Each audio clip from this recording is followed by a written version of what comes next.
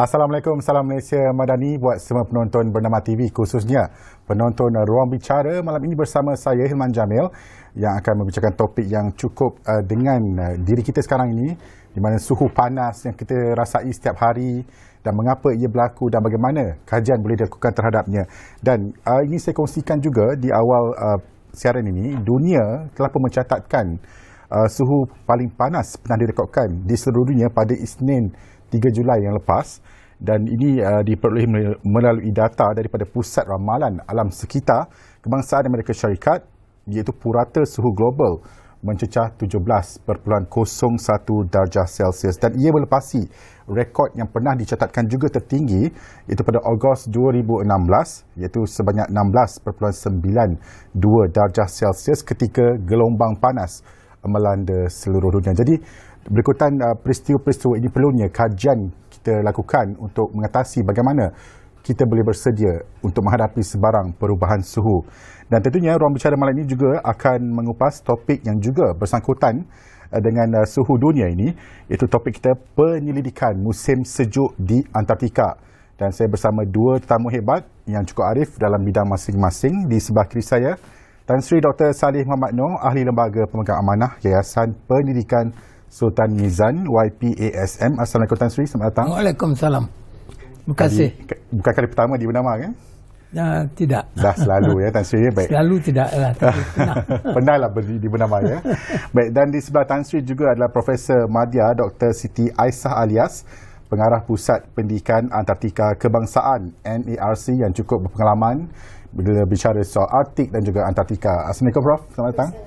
Terima kasih. Baik, dan juga kita akan berada bersama tetamu di talian Zoom yang juga sedang melakukan kajian di Antartika, iaitu Profesor Dr. Justin Sentian, penerima Geran Pendidikan Musim Sejuk Antartika YPASM. Sebentar saja lagi.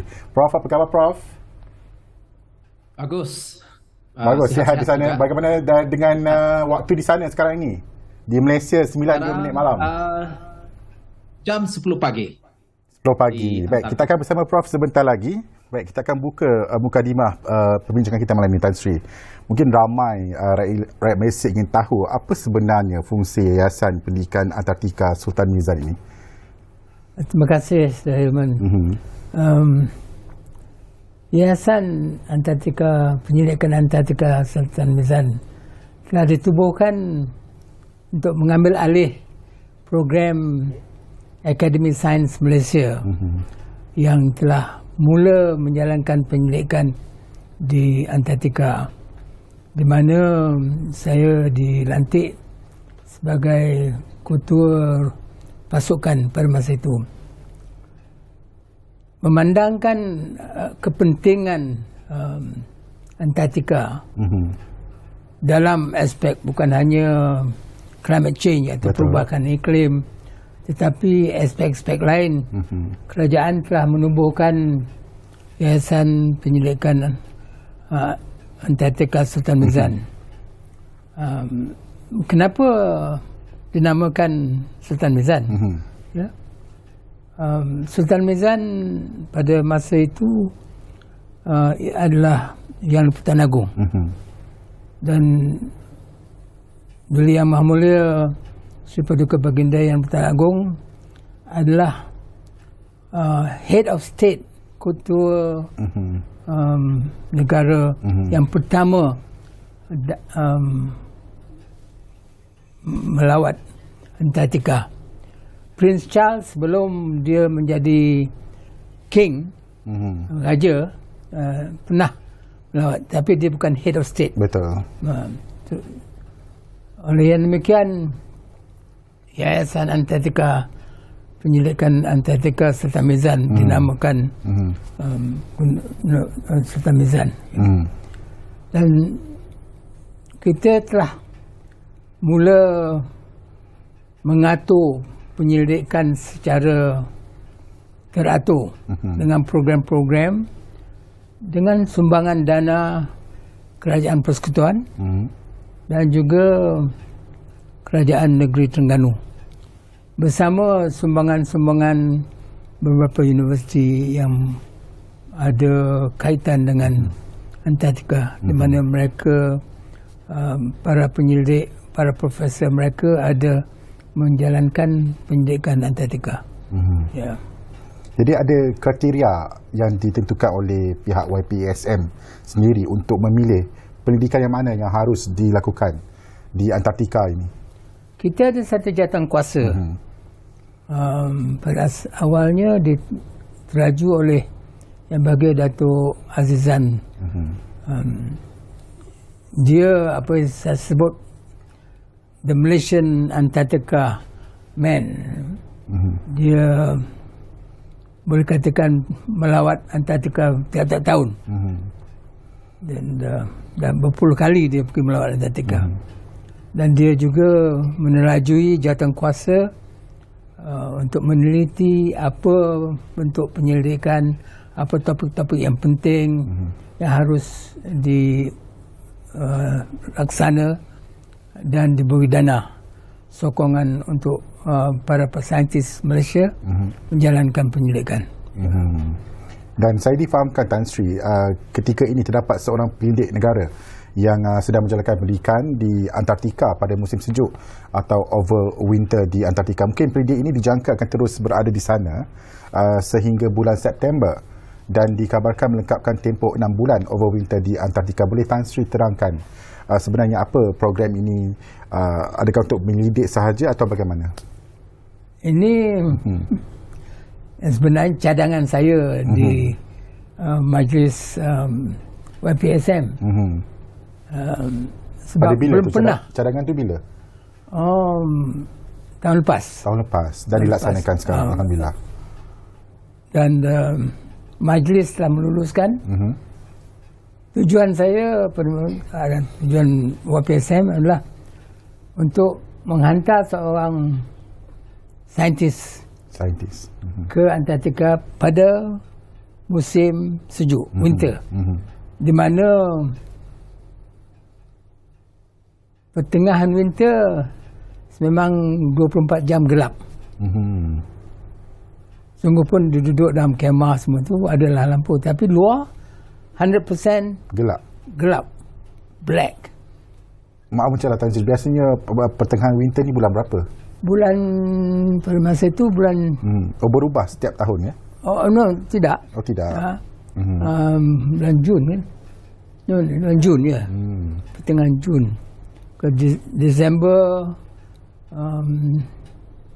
ialah winter di utara. Arktik. Jun winter di selatan. Musim tu dia berada situ untuk menjalankan penyelidikan dan topik yang dah pilih adalah ozone layer. Ozone layer. Ya, sebab ozone layer lapisan ozon. Okey. Lapisan ozon. Dan kita berhutang budi dengan Pusat Antartika Chile. Yang telah memberi ruang untuk dia duduk di satu pusat Antartika Chile. Milik negara Chile lah. Negara Chile. Okey. Sebab kita tak ada. Kita belum ada lagi. Belum ada base di Antartika. Dan kerjasama dengan Chile ni sudah lama kita wujudkan. Dan kita berterima kasih kepada pihak Chile untuk memberi peluang kepada Malaysia menghantar seorang para saintis ini seperti di KCTV di base di Antartika. Dan ada satu rancangan lagi marin tu, tapi tidak diluluskan oleh Kerajaan, iaitu kita nak hantar ekspedisi melintas Antartika. Berapa jaraknya tu? Itu anggap apa? Cross Antartika. Jauh lah Tan Sri. Sebab belum pernah. Orang Malaysia lah. Orang lain pernah. Melintas Antartika ni satu cabaran. Lebih susah pada mendaki Everest. Sebab sejuk, sebab banyak cabaran air batu, ais dan snow. Tapi duka cita tidak dapat diluluskan oleh dana. Faktor dana lah keinginan Tan Sri, bukan sebab kerana kekurangan pendidikan penyidik misalnya. Pendidikan pun satu faktor. Satu faktor juga. Sebab okey. Ini seakan nak naik ke Everest ni. Betul. Jika daripada kononnya daripada Australian base, Scots base, melintas ke South Pole. Okey. Lepas tu terus ke sebelah sana. Okey. Itu mungkin makan masa 2-3 bulan. 2-3 bulan.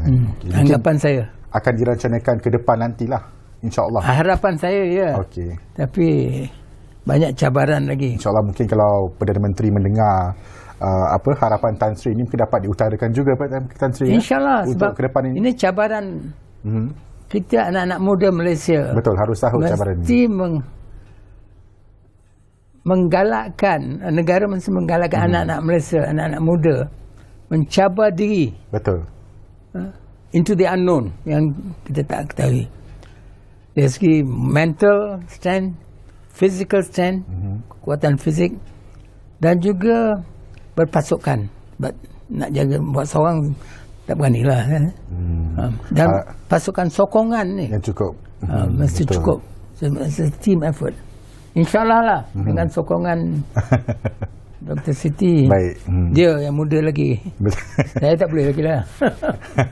Baik, Tan Sri, kita nampak Dr. Siti diam je kan. Kita nak tanya kepada Prof Dr. Siti kita, apa istimewanya Prof dengan pengalaman Prof yang telah menjejaki di benua Antartika ini, dan mungkin boleh kongsikan dengan rakyat Malaysia kenapa kita perlu buat pendidikan di situ.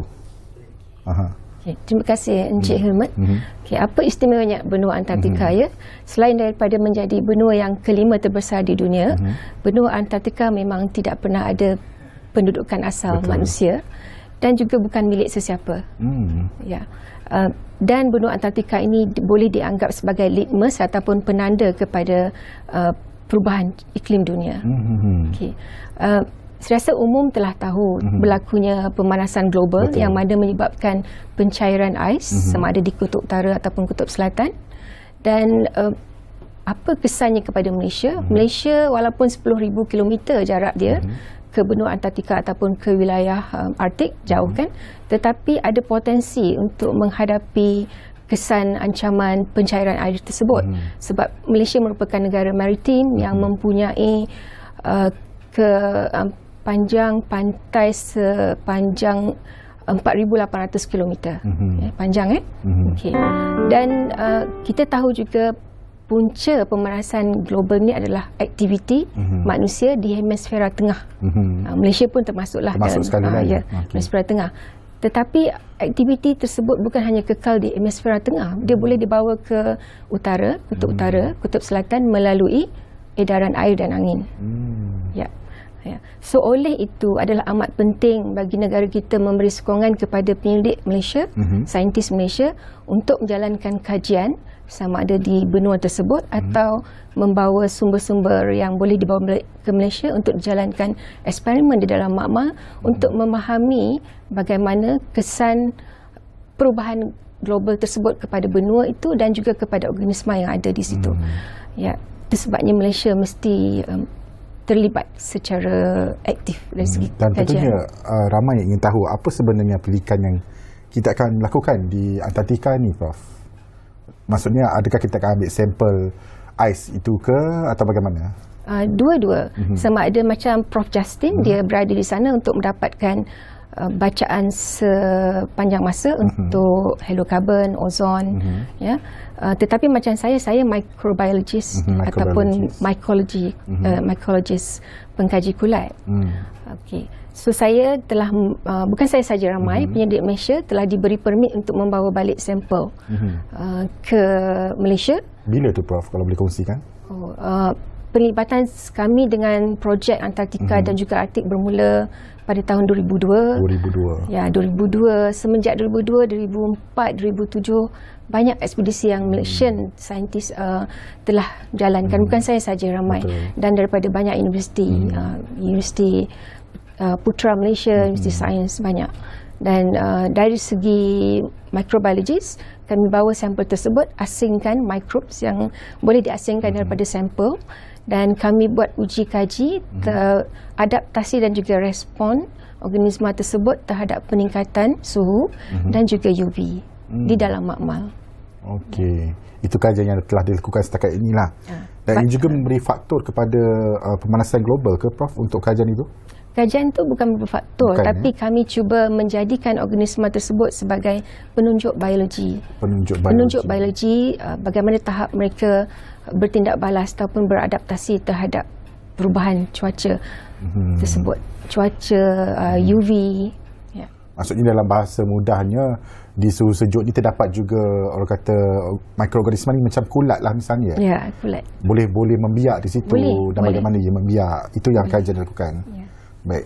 Mungkin apabila sebut tentang perubahan iklim dunia ni Prof, kita seperti yang Prof maklumkan tadi lah, pencairan ais telah pun berlaku ya Prof ya, di Arktik dan juga di Antartika, dan kita perlu risau sebenarnya kerana kita negara maritim, dan jika impak ini di Antartika berterusan sehingga kini, mungkin apa yang Prof rasa kesan paling awal kita dapat terima di Malaysia ni? Pada Malaysia ya. Okay.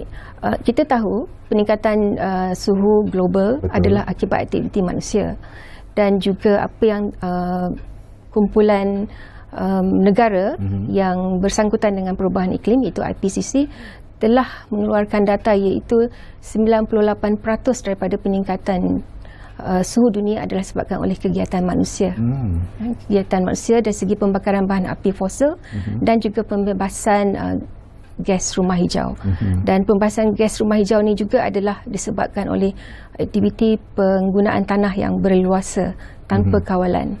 Dan ahli alam sekitar telah lama mewar-warkan kebimbangan mereka sekiranya terdapat peningkatan 1.5 darjah Celsius kan, berbanding dengan suhu semasa selepas revolusi industri. So 1.5 ya. Tapi tadi Encik Irman kata purata 17 degree Celsius. Betul. Kan. So kalau mengikut apa yang dikatakan tu dilaporkan, kalau 1.5 sahaja sudah boleh menyebabkan cuaca yang ekstrim. Ya. So jadi kita dapat, sekarang kita boleh kaitkan kenapa keadaan pemanasan yang terlalu sangat kan. So untuk Malaysia pula, Bank Dunia, kumpulan Bank Dunia pada tahun 2021 telah membuat unjuran di mana dalam masa pada tahun 2090 sekiranya tidak dilakukan apa-apa, kita tak menjalankan apa-apa tindakan, peningkatan suhu di Malaysia adalah dalam unjuran 0.8 hingga 3.11 degree Celsius. Itu adalah amat tinggi dan memang akan menyebabkan cuaca yang ekstrim. Dan saya nak kongsikan juga, ada juga perkembangan yang agak merisaukan di negara kita yang telah pun berlaku baru-baru ini, di mana negeri di pantai timur terdedah dengan risiko perubahan landscape pesisir pantainya berikutan isu pemanasan global dan juga musim tengkujuh seperti yang kita alami baru-baru ini. Dan menurut fellow pendidik Institut Pendidikan Alam Sekitar Pantai Timur ISERI, iaitu Insinyur Dr. Azimah Ismail, beberapa kawasan mencatatkan hakikat pantai yang serius yang perlukan tindakan segera dilakukan. Saya kira inilah antara impak-impak yang mungkin ditunjuk lebih awal akibat pencairan ais di kutub Antartika misalnya. Dan tentunya pemanasan global ini menyebabkan paras air laut semakin meningkat kerana berlakunya pencairan ais, dan ditambah pula dengan pertambahan isi padu ataupun isi air laut itu sendiri susulan pencairan bongkah ais dan juga salji di kutub utara. Memang bila kita fikirkan boleh sampai ke cepat ke ais itu dicairkan sampai ke Malaysia dengan kadar berapa lajunya, itu yang menjadi persoalan Prof bagi rakyat biasa seperti saya yang tidak faham begitu arif tentang isu iklim misalnya. Mungkin jika ais itu cair Prof di kedua-dua benua ini, kutub ini, bagaimana tempohnya tu, pertambahan air laut tu pantas ke bagaimana? Saya tidak ada kadar daripada data-data kan. Tapi seperti yang Hirman kata tadi, kita telah menyaksikan bagaimana Terengganu. Betul. Saya sendiri telah pergi. Prof pun telah pergi ke 3 tahun lepas. UMT contohnya di tepi pantai tersebut, hakisan memang tidak boleh dihentikan. Betul. Ya, dan amat merisaukan. Perlu ada tindakan segera. Dan bukan berlaku setakat setahun itu saja, tetapi secara progresif. So kita secara langsung memang boleh kaitkan dengan pencairan ais. Baik.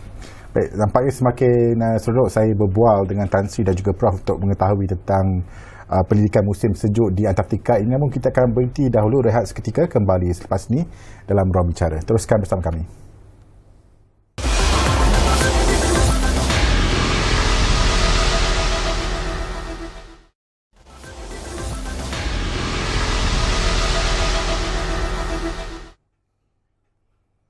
Ya, bertemu kembali dalam Ruang Bicara bersama saya Hilman Jamil, dan hari ini kita berbincangkan tentang topik kajian pendidikan bagi musim sejuk di Antartika. Dan untuk blok kedua ini, Ruang Bicara amat berbesar hati sekali kerana akan berbual secara maya dengan seorang pendidik negara yang telah pun terpilih untuk menjalankan pendidikan cuaca ekstrim di Antartika, iaitu berada di talian adalah Profesor Dr. Justin Sentian dari Fakulti Sains dan Sumber Alam Universiti Malaysia Sabah UMS, yang telah pun berada di Antartika bermula Mac lalu dan sehingga September 2023 ini, insya-Allah.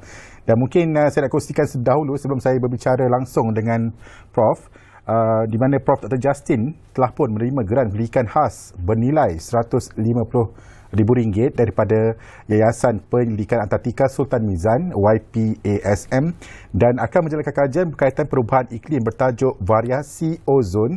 Ini kena dengar betul-betul bahasa iklim ni.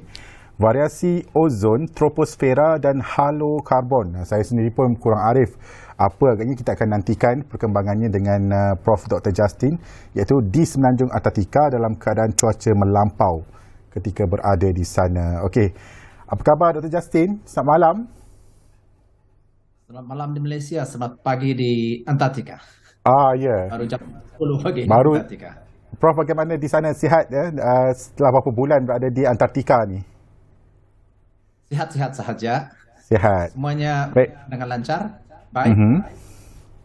Dan mungkin Prof boleh kongsikanlah bagaimana keadaan di sana. Kerana saya difahamkan semasa musim sejuk Antartika, di Antartika tu menerima sedikit cahaya matahari, dan dalam bulan Jun sekurang-kurangnya 2 minggu di Antartika bergelap tanpa cahaya matahari, Prof.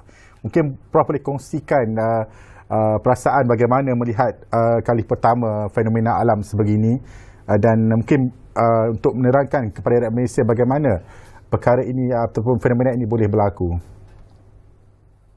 Ya, terima kasih Hilman. Pada musim di Antartika ini sebenarnya kita mempunyai 2 musim sahaja, iaitu musim panas dan musim sejuk. Jadi musim sejuk itu bermula bulan Mac dan berakhir pada bulan Oktober. Dan kebiasaannya pada pertengahan musim sejuk, iaitu bulan Jun, seperti yang dinyatakan oleh Tan Sri tadi, adalah jangka masa malam yang agak panjang berbanding dengan hari-hari yang lain. Dan pada tahun ini, dia jatuh pada 21 hari bulan Jun. Sudah berlalu sebenarnya. Dan di tempat saya ini berada, itu di Chilean Base, di King George Island.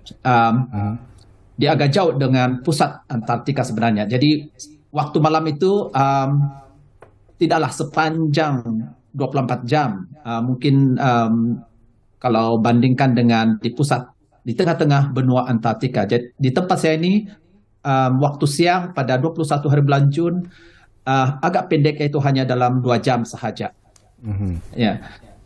Tetapi dalam masa sekarang, pertengahan bulan Julai,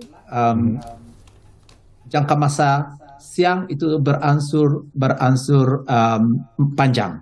Dalam arti kata lain, waktu malam pendek. Sehinggalah pada bulan Oktober di mana siang dan malam itu seimbang. Begitu. Dan dalam keadaan yang ekstrim seperti ini, terutama sekali keadaan suhu di luar sebenarnya, pada hari ini diwar-warkan di dalam maklumat yang diberikan, suhu sebenarnya adalah minus 23 degree Celsius, dan minus 23. ya agak sejuk dan itu adalah antara dilema bagi kita yang tidak biasa dengan keadaan iklim yang agak ekstrim. Selain daripada Betul, itu betul. adalah pada masa-masa tertentu, bukanlah setiap hari, adalah keadaan angin yang sangat kuat. Dan sepanjang saya berada di sini, saya mengalami angin yang paling kuat dalam 120 km sejam.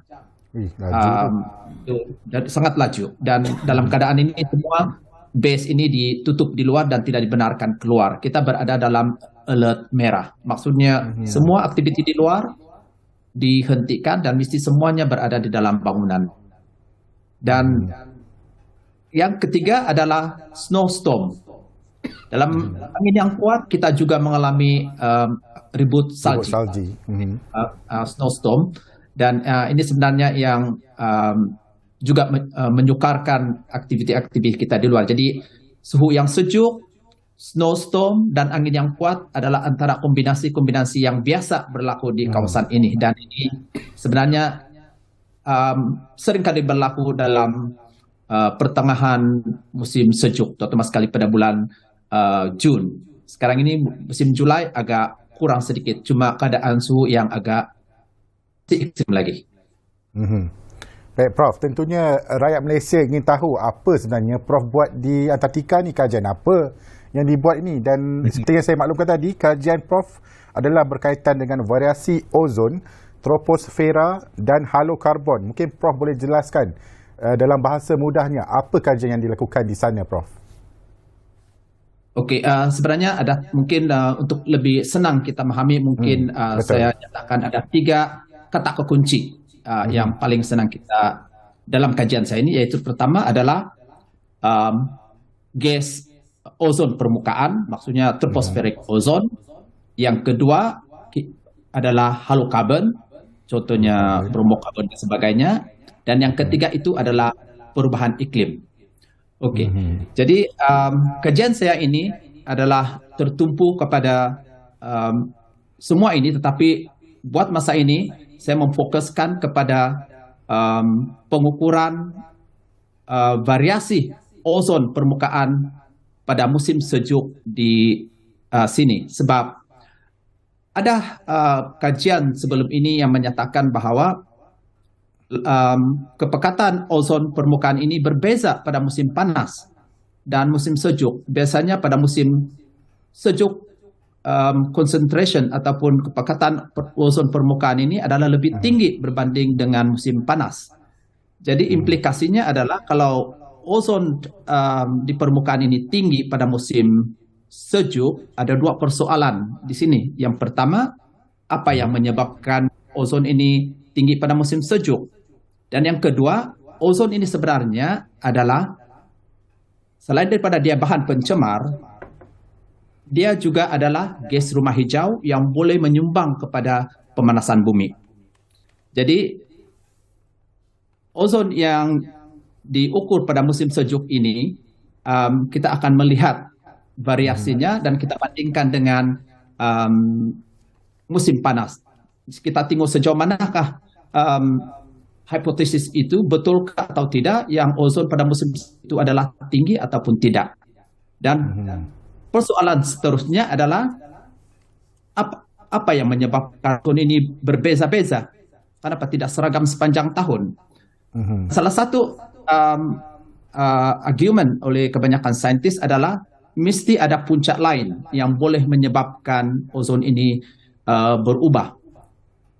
Kebiasaannya, kalau kita di Malaysia ataupun di mana-mana, ozon yang pencemar ini, yang dibawa ini, adalah dihasilkan melalui proses tindak balas fotokimia. Ya, terutama sekali di Malaysia, di Kuala Lumpur dan sebagainya. Sebab kita ada bahan-bahan gas pencemar lain seperti gas nitrogen oksida dengan volatile organic compound. Tetapi di Antartika tidak ada benda-benda yang begini. Jadi macam mana boleh ozon itu boleh meningkat? Jadi ada 2 kemungkinan yang akan saya akan kajian ini. Yang pertama itu adalah melihat sumbangan halokarbon ini daripada menurut kajian sebelum ini, halokarbon ini sebenarnya dibebaskan oleh secara semula jadi daripada algae di laut. Dan Alga. didapati alga. Ya, Alga, jadi dia dibebaskan di permukaan air laut pada musim sejuk. Dan dia akan terperangkap di antara lapisan ais nipis di permukaan dan seterusnya dibebaskan ke atmosfera. Dan apabila dia dibebaskan di atmosfera halokarbon ini, dia akan bertindak balas dan boleh membentuk ozon. Ini kita panggil tindak balas kimia atmosfera. Jadi proses ini, halokarbon ini kita perlu tentukan berapa banyak fluxes ataupun yang dibebaskan daripada permukaan laut ataupun dari laut, dan kita juga melihat berapa kepekatan ozon yang ada pada ketika itu. Jadi dua benda ini kita mesti buat kajian secara rentak supaya kita boleh membuat satu korelasi yang baik.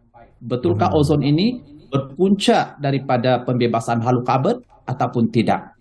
Baik. Sekiranya tidak, contohnya kalau jawabannya tidak, mesti ada sumber lain. Jadi antara sumber lain adalah yang kita akan kaji adalah penurunan ozon di lapisan stratosfera turun ke bawah ke lapisan troposfer. Ini kita panggil tropospheric ozone exchange, makanya boleh bertukar dari atas ke bawah dan bawah ke atas. Jadi pokoknya di sini ozon dan halokarbon, dua benda ini adalah sangat penting kepada perubahan iklim.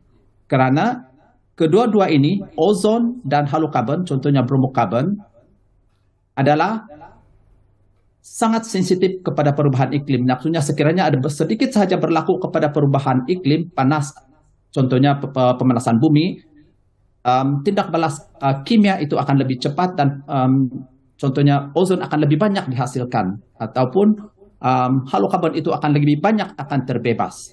Contohnya begitu. Jadi implikasinya adalah halokarbon ini sebenarnya adalah berperanan sangat penting kepada penipisan lapisan ozon di lapisan atas sekali, stratosfera. Baik. Boleh merencatkan usaha dunia melalui Montreal Protocol, kerana walaupun CFC yang kita tahu kita boleh kurangkan penggunaannya, tetapi secara semula jadinya boleh berlaku kerana perubahan iklim. Dan yang keduanya, ozon ini juga sensitif kepada perubahan iklim dan juga sebenarnya lebih 1000 kali lebih kuat kesannya kepada perubahan iklim berbanding dengan gas karbon dioksida. Jadi itulah intipati kajian saya ini besar tentang elemen-elemen penting ini, ozon, halokarbon, dan juga perubahan iklim. Mungkin Prof boleh kongsi, sekarang dah bulan Julai, penghujung Julai. Di tahap mana kajian itu telah pun hampir dilengkapkan, dan juga Prof, apa kepentingan sebenarnya kajian ini dilakukan untuk negara kita, Malaysia? Ya, dari segi status penyelidikan buat masa ini, saya berada di, boleh dikatakan 70% daripada keseluruhan persimpalan dan pemonitoran yang telah saya buat, sebab saya telah mulakan kerja-kerja penyelidikan di Makmal dan pengambilan sampel pada bulan Mac. Dan semua sampel-sampel ini sebenarnya berada di belakang saya ini, semua akan sedia untuk dibawa balik ke Malaysia untuk dianalisis dengan lebih lanjut. Kami sudah melihatnya Prof ni di visual. Oh ya, minta maaf tadi belakang. Dan hanya akan dianalisa di Malaysia sebab kita tidak ada fasiliti di sini. Betul. Dan itulah kepentingan dia kepada Malaysia ini adalah sangat penting. Katakan tadi adalah impak perubahan iklim itu seperti yang Dr. Siti beritahu tadi. Sebenarnya apa-apa yang kita lakukan di Malaysia sebenarnya boleh memberi kesan kepada kita di Antartika, dan ini yang kita panggil feedback. Jadi apabila ianya berlaku di kesan ini memberi kesan kepada Antartika, perubahan di Antartika juga memberi kesan balik kepada kawasan kita di tropik. Betul. Dan antara perkara-perkara penting itu adalah tadi itu adalah pemanasan bumi menyebabkan glasier dan ais di permukaan ini akan mencair dan menambah isi padu air laut dan boleh menyebabkan peningkatan paras air laut. Itu satu perkara. Yang keduanya itu adalah yang saya cakap tadi itu dari segi kimianya, ozon, halokarbon, semua ini apabila berlaku perubahan iklim dan sebagainya, kita boleh kaitkan dengan penipisan lapisan ozon di atas sana. Dan ini adalah sangat kompleks sebenarnya perhubungan ini. Dan kita tidak boleh asingkan apa yang Malaysia Antartika ini terlalu jauh. Tidak, sebab kita ini satu bumi. Dan sebenarnya kita saling dikaitkan oleh kitaran atmosfera dan juga kitaran di dalam lautan. Betul. Jadi sangat saling berkait antara satu sama lain. Baik, Prof, mungkinlah saya pun nak tahu juga macam mana Prof mempunyai kekuatan cabaran mental dan juga fizikal berada di Antartika ini. Mungkin boleh kongsikan kepada rakyat Malaysia bagaimana persiapan Prof sendiri sebelum terpilih ke Antartika ini. Sebenarnya ini adalah perjalanan kedua saya ketika kedua. Saya datang ke sini pada tahun 2018, tetapi biasanya itu bulan Desember, yaitu summer. Jadi cabaran dia dengan kali ini agak berbeza karena pada kali ini pada musim sejuk. Jadi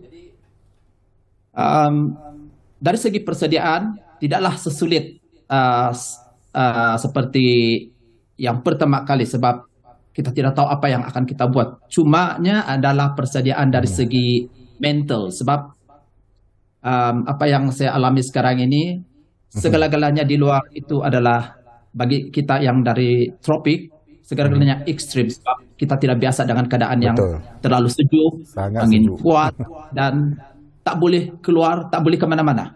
Jadi dia ini adalah sangat kita boleh kadang-kadang boleh menimbulkan tekanan karena kita tidak biasa dengan keadaan yang begini. Jadi Prof, itu adalah cabaran pertama.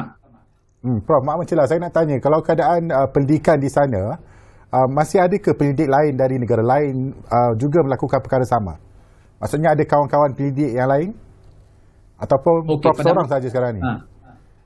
Buat masa ini, kalau di stesen penyelidikan Chili ini tidak ada orang lain, hanya saya seorang sahaja.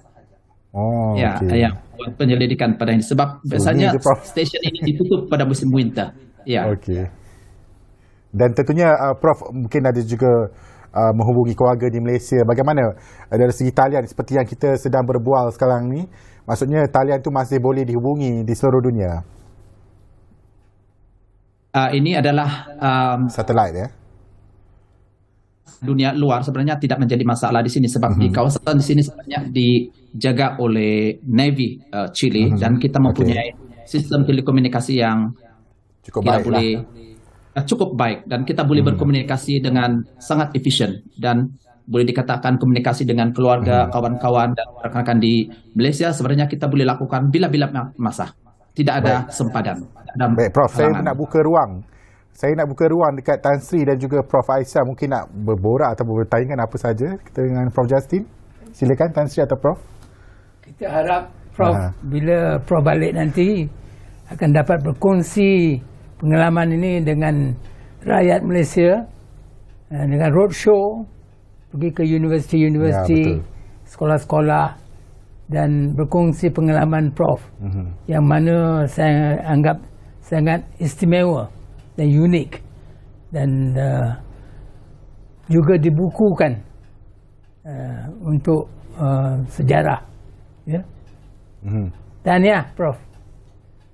Ini itu tanggungjawab yang saya rasa sebahagian daripada tanggungjawab kita sebagai penyelidik dan sebagai rakyat Malaysia. Seharusnya kita kembali kepada Malaysia untuk menyumbang kepada Malaysia dalam pelbagai bentuk, termasuklah awareness tentang isu alam sekitar yang seperti yang kita bincangkan pada hari ini.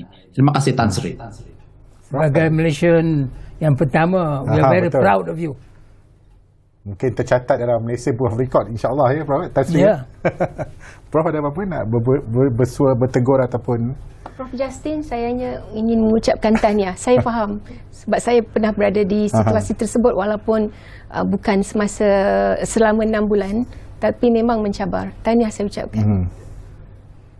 Terima kasih Siti atas sokongan moral. Baik Prof, nampaknya kita pun dah nak berakhir dengan liputan Maya dengan Prof. Mungkin ada sedikit pesanan Prof sendiri kepada keluarga barangkali dan juga rakyat Malaysia yang sedang menonton Bernama TV ketika ini.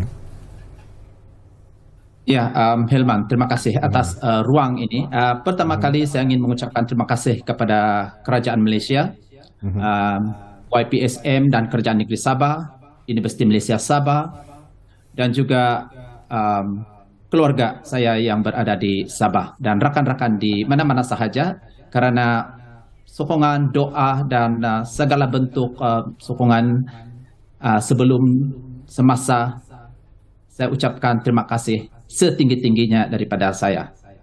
Semoga kita bulan Oktober nanti kita akan berjumpa mula di sana. Baik, terima kasih. Itu dia Profesor Dr. Justin Sentian, penerima Geran Pendidikan Musim Sejuk Antartika YPASM. Semoga Prof dapat melaksanakan kajian dengan sempurna insya-Allah dan dapat kembali ke tanah air dengan selamat dan juga dapat menyumbang kembali kepada negara atas kajian yang dilakukan. Jumpa lagi Prof. Terima kasih Hilman. Ya. Selamat malam Malaysia, selamat pagi dari Antartika. Selamat pagi Prof. Baik, terima kasih.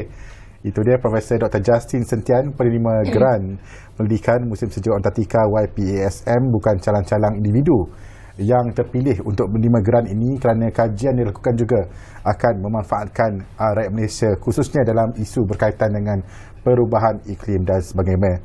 Dan Tan Sri, kalau kita lihat mungkin Tan Sri dan juga Doktor, wajarkah Malaysia menghantar lebih ramai pendidik seperti Prof Dr. Justin tadi, pelajar sekolah dan juga guru untuk terlibat dalam pendidikan dan ekspedisi benua misalnya di benua polar, dan kenapa Tan Sri rasa Saya penting? sokong sepenuhnya. Sebab ini satu cabaran ke Antartika. Jika tak musim sejuk pun, musim panas pun Sejuk ia juga. satu cabaran. Sebab bila kita pergi ke Antartika, bukan hanya cuaca, keadaan berlainan. Dan kita mesti mempunyai kekuatan mental dan fizikal untuk menghadapi masalah-masalah yang akan berlaku. Yang kita nak pergi Antartika, tak boleh kita berjalan mana-mana. Sebab mungkin ada chasm atau lubang, dan jika jatuhan tu mungkin tak boleh keluar. Betul. Dan kita pergi naik tobogan apa tu yang what's it called, Haglen. Haglen. Haglen. Haglen itu macam motor, macam kereta, mesti ikut jalan-jalan yang telah ditentukan. Dan dari segi kita juga orang Islam, pergi sana makanan Harus dan dibawa sebagainya, lah. kena bawa dan sebagainya. Tetapi saya ingin menyentuh perubahan iklim ni satu isu yang mana ramai golongan orang yang masih belum percaya. Betul. Dan itu sedih. Sebab jika impaknya, kita bincang impaknya di Antartika. Impaknya di Arktik lagi teruk. Sebab Arktik, Antartika adalah benua. Arktik lautan. Hanya Greenland dan Iceland. Betul. Lain tu semua laut. Dan jika perubahan iklim berlaku, ia akan cair, air batu, Ais. semua akan cair. Dan ruang lautan tu akan terbuka kepada perjalanan kapal. Dan pada masa kini, orang daripada Jepun nak ke Europe mesti turun ke Asia, Malaysia, naik ke Europe. Jika berlaku perubahan iklim, dia akan terus. Tak perlu dah ya. Tak perlu. Dan impak ekonomi sangat kuat. Ini belum diperbincangkan dengan yang banyak lebar. Betul. Tapi implikasinya, jika air batu di utara, di Arktik cair, implikasi ekonomi Juga terkesan. sangat teruk. Ya. Dan ini satu perkara yang harus diperbincangkan. Satu perkara lagi saya sebut dalam Antarctica Treaty, ATCM, Antarctica Treaty Consultative Meeting, dan SCAR, Scientific Committee on Antarctica Research, penyelidikan mesti diberi peluang untuk dikongsi. Jika Dr. Siti menjalankan penyelidikan dan ada orang lain menjalankan penyelidikan yang serupa, mereka diharuskan berkongsi. Okey. Tak boleh saintis tu tamak. Walaupun dari negara lain. Lagi pun negara lain tak mana. Jika Dr. Siti kata saya menjalankan penyelidikan dalam bidang yang sama, dia mesti berkongsi, sharing data, sharing penyelidikan diharuskan Menerusi perjanjian yang Tan Sri maklumkan tadi itulah. melalui institusi SCAR, Scientific Committee on Antarctica Research. Dia mesti berkongsi. Bermaksudnya tiada hak eksklusif tak ada. negara ini punya, bukan. Itu menggalakkan para saintis daripada negara-negara yang kurang maju, Betul. berkongsi dengan para saintis expert daripada negara yang maju. Memanfaatkan semua lah ya, Tan Sri ya. Itu satu perkara yang pada hemat saya sangat penting. Baik, Prof, kalau kita lihat semua kajian yang telah dan pun sedang akan juga dilakukan di Antartika maupun Arktik ini akan membawa 1001 kebaikan bukan sahaja kepada Malaysia misalnya dan juga kepada umat manusia di seluruh rantau di dunia ini. Dan jadi apakah kebaikan khususnya untuk Malaysia yang Prof lihat menerusi kajian-kajian pendidikan yang telah pun kita terlibat setakat ini? Kalau saya sering ditanya soalan ini daripada awal permulaan saya melibatkan diri dengan penyelidikan Antartika awal 20-an contohnya. Saya selalu kaitkan dengan visi 2020 yang sekarang mungkin tidak relevan lagi, tetapi kalau kita ambil satu petikan visi 2020 tersebut yang menyatakan kita Malaysia perlu seiring ataupun at par dengan negara maju dari segi saintifik dan juga teknologi. Jadi bukan hanya melalui penyelidikan Antartika sahaja, tapi penyelidikan yang lain juga telah membawa Malaysia ke arena antarabangsa. Dan diberi kepercayaan dengan itu ya, kita Malaysia, rakyat Malaysia telah banyak diberi kepercayaan untuk menerajui pelbagai projek-projek dan juga institusi antarabangsa yang mana boleh membantu rakyat Malaysia kita sendiri. Contoh yang kita boleh lihat, Profesor Dato' Azizan sendiri pernah dilantik sebagai timbalan Presiden SCAR tadi yang Tan Sri sebut. Saya juga nak tekankan apa yang Tan Sri cakap tadi, sebab penyelidikan Antartika ni sebenarnya banyak dari sudut sains dan diplomasi. Sebab amat unik ya, antara perjanjian Antartik ataupun Antarctic Treaty merupakan diterajui oleh beberapa negara di mana diberi tumpuan kepada aspek keamanan dan juga sains. Ya. So Malaysia adalah ahli. Dan Malaysia juga adalah ahli kepada SCAR yang Tan Sri cakap tadi. Di mana SCAR ini sebenarnya adalah memberi kita perlu memberi komitmen yang giat dari segi sains. Dan kita sebagai saintis Malaysia, Tan Sri dah sebutkan, kita perlu berkongsi maklumat dan data tersebut yang mana amat penting untuk penggubal polisi dan juga boleh dikongsi dengan ahli saintis negara yang lain untuk menerbitkan pelbagai teori ataupun konklusi ya, untuk menekankan kesan cuaca dunia yang semakin meningkat. Baik, nampaknya Tan Sri dan juga Prof, kita berbaki kurang saya kira 3 minit saja lagi sebelum mengakhiri ruang bicara malam ini. Mungkinlah jika Tan Sri diberi peluang dan juga Doktor dalam masa yang terluang ni untuk bercakap dengan Perdana Menteri kita Datuk Seri Anwar Ibrahim tentang masalah perubahan cuaca di benua polar. Apa yang Tan Sri ingin sampaikan? 3 minit je Tan Sri. Kita Berkongsi dengan mesti Prof. akui bahawa perubahan iklim adalah benar. Dan yang kedua, pesanan saya kepada Yang Amat Berhormat adalah Malaysia masih belum menjadi consultative member Antarctica Treaty. Mengapa? Kita masih menunggu keputusan Perdana Menteri. ketua-ketua politik kita. Okey. Harap Datuk Seri Anwar mendengar. Okey. Sebab jika menjadi consultative member tu, kita boleh berdiri sama tinggi, duduk sama rendah dengan semua para ahli saintis. Sekarang kita masih observer, pemerhati kepada ATCM.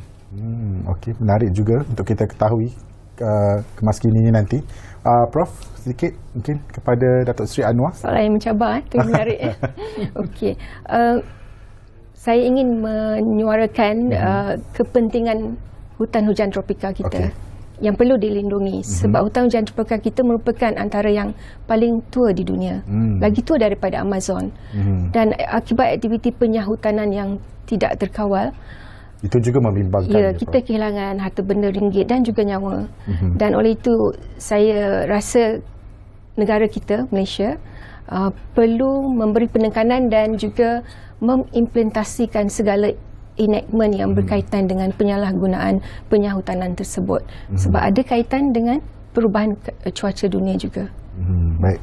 Itu dia harapan dua pakar hebat dalam sektor iklim dan cuaca ini, ataupun isu berkaitan iklim dan cuaca dunia ini. Dan tentunya kita harapkan juga seperti yang Tan Sri harapkan tadi, penyertaan kita dalam majlis-majlis yang berkaitan dengan perubahan iklim dan cuaca ini juga dapat kita sertai ke depan, supaya dapat lagi rolling scope yang lebih besar, supaya kita dapat menyidik dengan sama orang kata sama hebatnya dengan negara-negara yang lain juga. Baik, terima kasih saya ucapkan kepada Tan Sri Dr. Saleh Muhammad Noor, Ahli Lembaga Pemegang Amanah YPASM, dan juga Profesor Madya Dr. Siti Aisyah Alias, Pengarah Pusat Pendidikan Antartika Kebangsaan NARC, dan terdahulu sebelum itu di talian Zoom Profesor Dr. Justin Sentian, penerima geran YPASM, atas perkongsian yang cukup bermanfaat bukan sahaja untuk saya sendiri yang berada di studio ni dan juga rakyat Malaysia yang menonton ni, pendidikan musim sejuk di Antartika, yang mana kita telah berbincang berbagai rolling scope melibatkan perubahan iklim. Bukan kerana apa, kita perlu tahu isu ini walaupun masih ada stigma ataupun skeptical di kalangan rakyat kita yang menganggap belum lagi lah ais tu nak cair misalnya, kita harus bersedia ke arah itu kerana dunia telah menunjukkan perubahan iklim telah pun berlaku di kutub utara dan juga di kutub selatan. Baik, saya kira itu saja untuk ruang bicara hari ini. Teruskan bersama kami di Bernama TV untuk mendapatkan perkembangan terkini dari dalam dan luar negara. Saya Iman Jamil, salam Malaysia Madani, jumpa lagi. Assalamualaikum. Waalaikumsalam. Kita borak-borak dulu, Prof.